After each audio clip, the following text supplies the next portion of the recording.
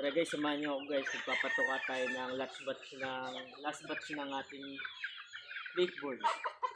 Stag developer 1 to 4. Ito naman 4 plus, stag developer 4 plus na may halong coating grains para naman dun sa last batch ng national board natin.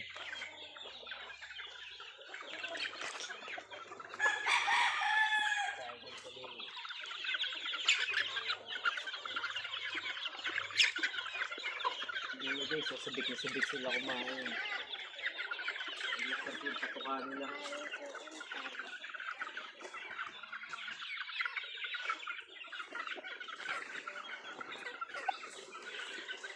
Wow.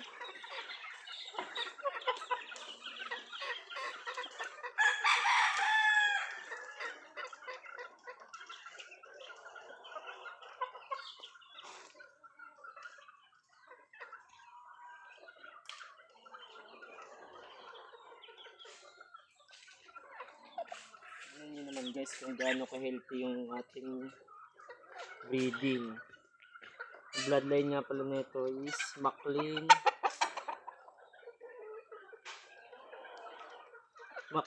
Hatch, nakakross siya sa Golden Boy sweater. Poging-pogi.